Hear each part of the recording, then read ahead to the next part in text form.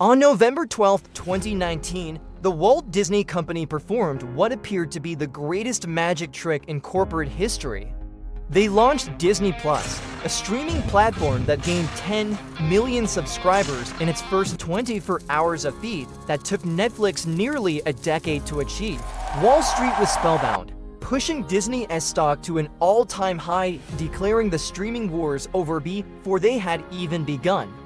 But as the smoke cleared, a brutal reality emerged. Disney wasn't just building a platform, they were subsidizing a collapse. Fast forward to today, and the numbers tell a story that Disney's marketing team never intended to share. Between content production, aggressive global expansion, and the cannibalization of their own movie theaters, Disney Plus has burned through a cumulative $11.4 billion in operating losses. This wasn't a leak, it was a flood. The company that mastered the Disney Vault had accidentally left the door open, and billions of dollars in brand value were walking out. To understand the forensics of this failure, we have to look at the peak of the empire. In 2019, Disney was invincible. They owned the box office, the theme parks, and the childhoods of 3 generations, but they were terrified.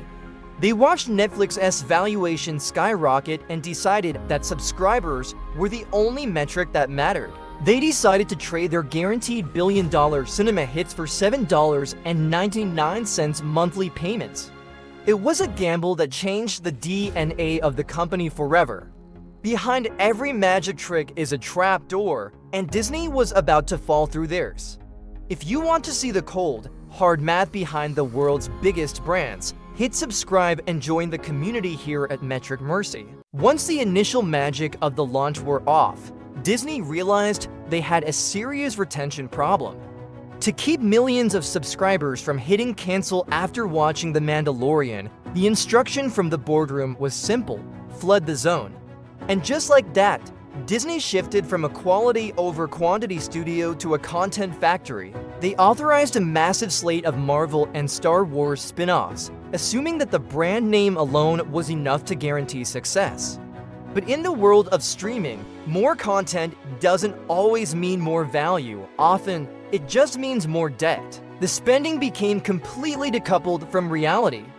For the show She-Hulk, Attorney at Law, Disney reportedly spent an eye-watering $225 million for a single season. That's roughly $25 million per episode. To put that in perspective, that is the budget of a mid-sized blockbuster movie every 30 minutes. In the old Disney model, a $200 million investment was backed by global ticket sales and merchandise. In the new model, that $200 million was being spent just to keep a user paying $7.99 a month.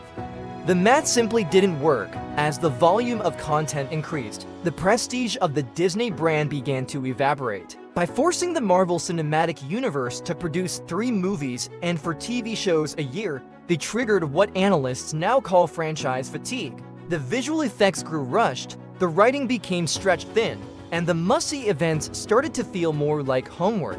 Disney was successfully growing their library, but they were effectively diluting their most valuable assets in the process. They were trading their event Cinema Crown for a seat at the very crowded streaming table. It seems Disney had built the world's most expensive treadmill, and they were quickly running out of breath. I want to know what you think. Drop a comment below and tell me, which Disney Plus show was the breaking point for you? Stick around and subscribe, because next, we're revealing the hidden cost of the subsidized subscriber. Thanks for watching. To maintain the illusion of success for Wall Street, Disney became obsessed with one metric: total subscriber count. But not all subscribers are created equal. To pump these numbers, Disney launched in international markets with deep discounts. In India, through Disney Plus Hotstar, they gained tens of millions of users, but many were paying less than $1 per month. On paper, the growth was vertical. On the balance sheet, it was a disaster. Disney was spending billions on high-end Marvel content for an audience that wasn't paying enough to cover the server costs. It wasn't just international discounts. In the US, Disney bundled the service with Verizon plans and offered 3-year deals for pennies a day. They had effectively trained their customers to believe that Disney's entire 100-year history was worth less than a cup of coffee. This created a value gap. When the promotional periods ended and Disney tried to raise prices to actually make money, the loyal customers didn't stick around. In 2023 alone, once the price hikes hit, Disney Plus lost nearly 4 million core subscribers in a single quarter. The forensics of the $11 billion loss come down to this. Disney average revenue per user ARPU was significantly lower than Netflix at, yet their production costs were higher. They were selling a premium product at a clearance rack price. By the time they realized the growth at all costs model was a trap, they had already burned through enough cash to build 5 new Disneyland theme parks. The magic was gone, replaced by a cold, hard fiscal reality. Disney had millions of followers, but very few customers. Like this video if you think streaming services have become too expensive. Next, we look at the ultimate betrayal. How Disney sacrificed its own movie theaters to save a failing app. By 2021, Disney made a decision that would haunt their accounting department for years: the day and date release. Fearful of losing streaming momentum, they began releasing billion-dollar potential blockbusters like Black Widow on Disney Plus the exact same day they hit theaters. For a $30 premiere access fee, families could skip the cinema entirely. It pulled in $60 million in streaming revenue its opening weekend. Impressive on paper, but at the same time, it gutted the box office. Disney wasn't just competing with Netflix anymore, they were competing with themselves. And the damage went deeper than Marvel. Disney sent 3 consecutive Pixar masterpieces, Soul, Luca, and Turning Red straight to streaming. For free, no red carpets, no big screen moments, no urgency. They accidentally trained an entire generation of parents that Pixar movies weren't cinema events, they were just something to throw on the TV after dinner. So when Disney tried to return to theaters with Lightyear in 2020, the audience didn't show up. They were waiting for it to drop on the app. Disney had successfully bought subscribers, but in the process, they quietly devalued the most prestigious animation brand in history. Then came the fallout. The strategy didn't just alienate fans, it alienated the talent. Scarlett Johansson sued Disney, claiming the streaming release cost her $50 million in box office bonuses. It became a public relations nightmare. Exposing a deeper truth, Disney's streaming obsession was at war with its own movie studio DNA. They were trading global box office prestige for a recurring $7.99 subscription, and the math wasn't working. For every dollar Disney made in streaming, they were losing to inside the Disney flywheel: theatrical releases, merchandise, and home media. Disney had built a platform, but they had broken their own distribution machine. Like this video if you believe movies belong in theaters. Next we look at the return of the king, Bob Iger's second act, and the brutal $11 billion realization. In November 2022, the Disney board finally hit the panic button. In a move that sent shockwaves through Hollywood, they fired CEO Bob Chapek and brought back the man who built the modern Disney empire, Bob Iger. But the Magic Kingdom Iger returned to was completely different.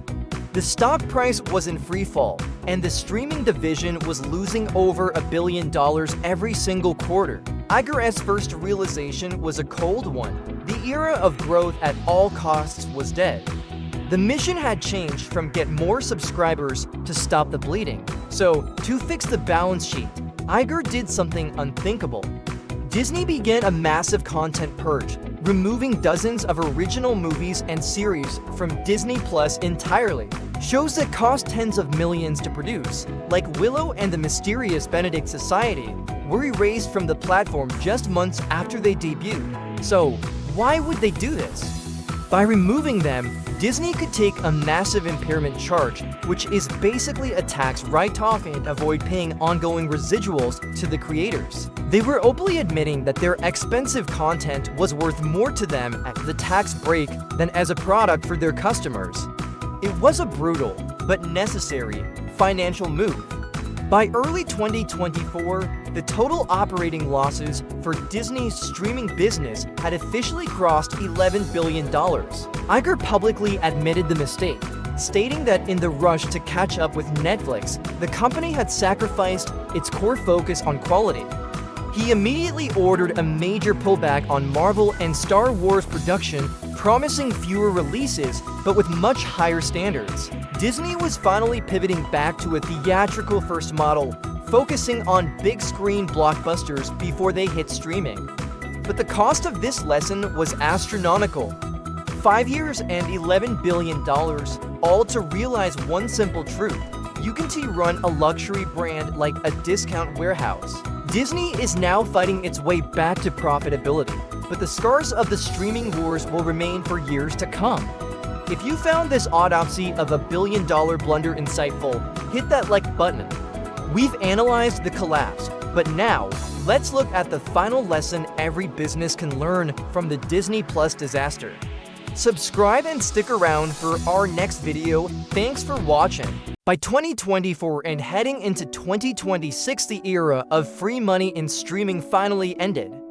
Disney Plus reported its first-ever quarterly profit in 2024, but it came at a steep price for the consumer.